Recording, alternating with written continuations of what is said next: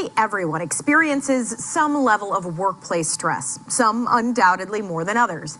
Take, for instance, first responders like law enforcement, firefighters, EMS, and medical teams.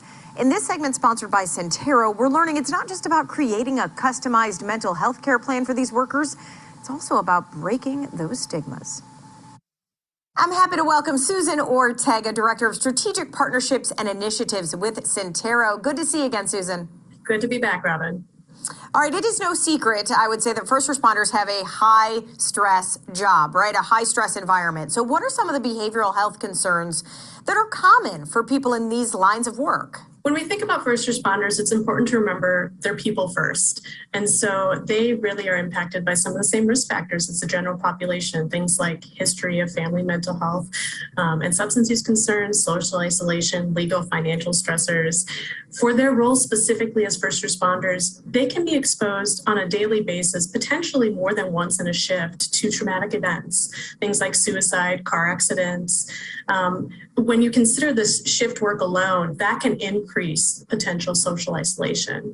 And we also have to factor in the social political context around being a first responder at any given time. When you look at the research, the risk of death by suicide for first responders is higher than that as a result of line of duty incidents. Wow. Okay. So some interesting stuff that comes out in Syntero. This is what you do, right? You help people in this regard. So how do you support those working in such a demanding field? Internally, we offer specialized training for our clinicians, which really focus on trauma treatment interventions with that cultural competence lens of those unique stressors for first responders. Nobody wants to feel like they have to explain the dynamics of what it means to be a first responder or a family member before they get to addressing what they might be coming in for.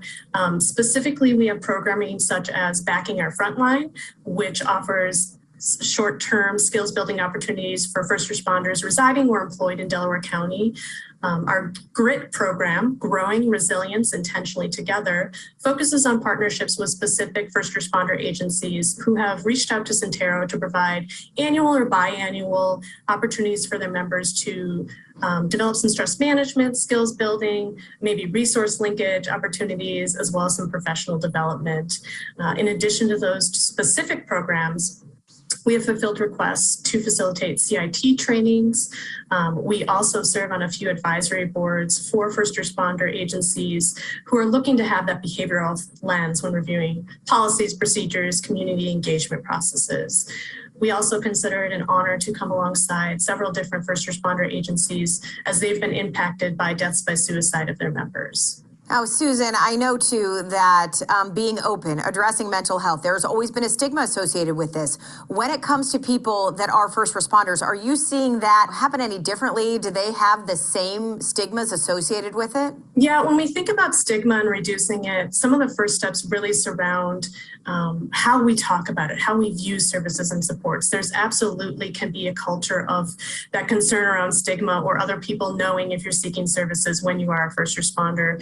We really focus on not what's wrong with people. And for our specific first responder programs, we have absolutely no connection to fitness for duty evaluations.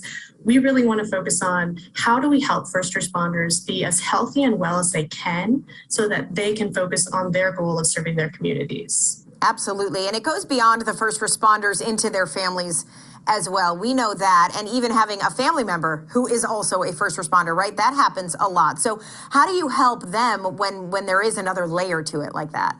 For any family members of first responders seeking support or services, it's really thinking about the things that are unique to their experience. It could be things such as adjusting to that family member, not being present for family activities, additional stress and anxiety around the safety of your first responder, as well as, again, navigating that intersectionality of we identify as a first responder family, but what's happening on that social political level in the current moment?